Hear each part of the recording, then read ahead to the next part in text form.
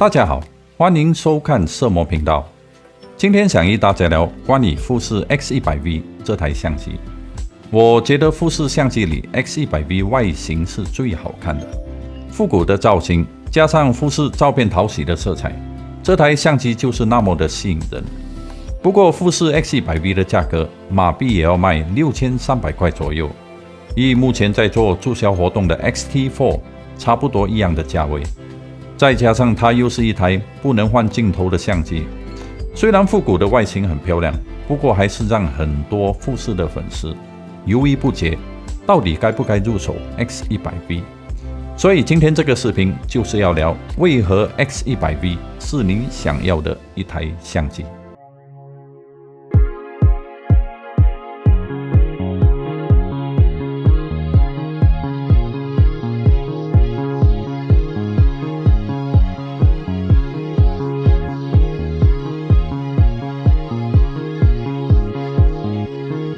富士推出 X100V 的系列，应该是针对热爱街拍或者喜欢拍摄纪实摄影的玩家来做考量的一台相机。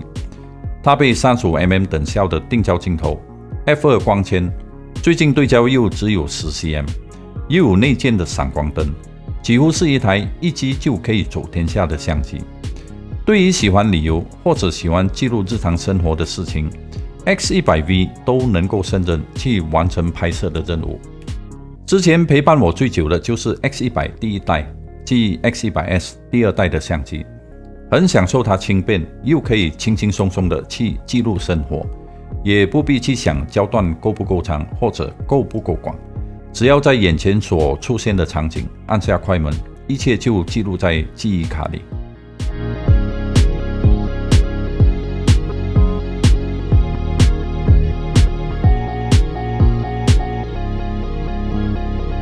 复古的机身、精美的做工，还有那特别的取景器，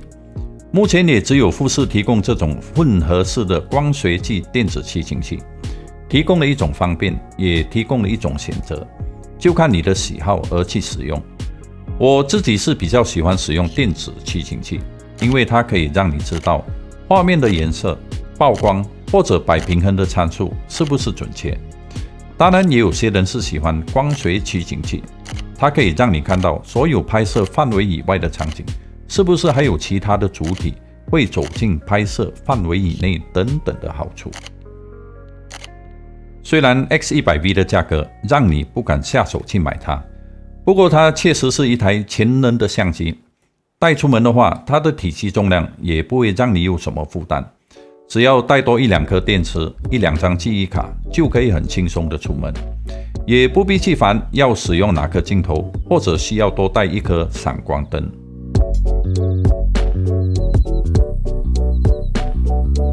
坦白的说，如果你是习惯使用手机记录生活，或者去旅游的时候都使用手机拍摄，那么这台 X100V 一定能够满足你拍摄的需求。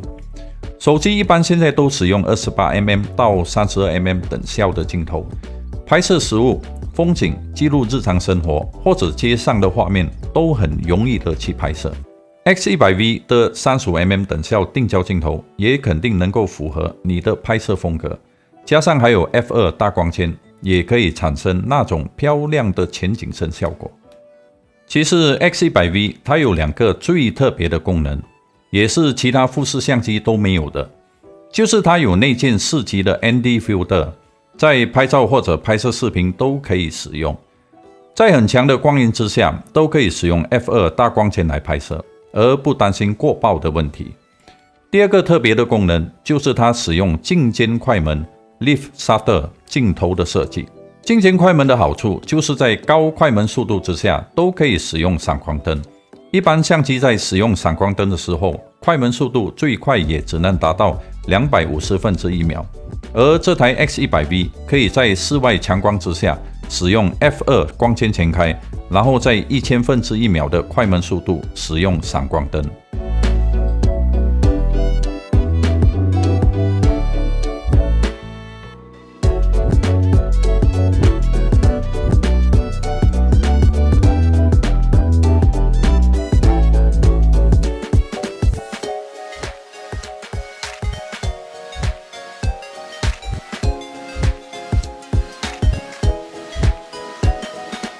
X100V 是使用于 XT4 同样的传感器及处理器，同样的对焦系统，同样的胶片模拟，有翻转屏幕，有 2.5mm 的麦克风接口，以及不错的录影功能。内录可以录制8比特 4K 30帧200Mbps 的视频，240帧 Full HD 的慢动作，外接 HDMI 可以录制10比特422 4K 的视频。胶片模拟也可以使用在拍摄视频上，也有 F-Log、G-Block 等的功能。X100V 的外表虽然是相当的吸引人，不过对于一些摄影师因为工作上而需要一台可以换镜头的相机，又没有多余的预算，那么你首选的相机或许会是 X-T4 会比较适合。这应该是为何让人犹豫不决的原因吧。X100V 这个价位可以做选择的相机是蛮多的，除非你真的会欣赏它，不然叫你一时想入手，真的很难做决策。我觉得做街拍的、拍摄日常生活照的，甚至拍摄 documentary 的，又或者喜欢轻便的装备去旅游的，那么你应该会选择 X100V 这台相机。我曾经有几年的时间就只有带着 X100S 到处跑，反而那些时候在拍照特别的有灵感，也很专注在 35mm 等效的定焦镜头，拍摄过程或者旅游都相当的轻松，因为不用去想要换什么镜头去拍摄，简单一点反而过得更开心。今天这个视频就先到此为止，你已经中毒，让我帮你解解毒，我们下次再见。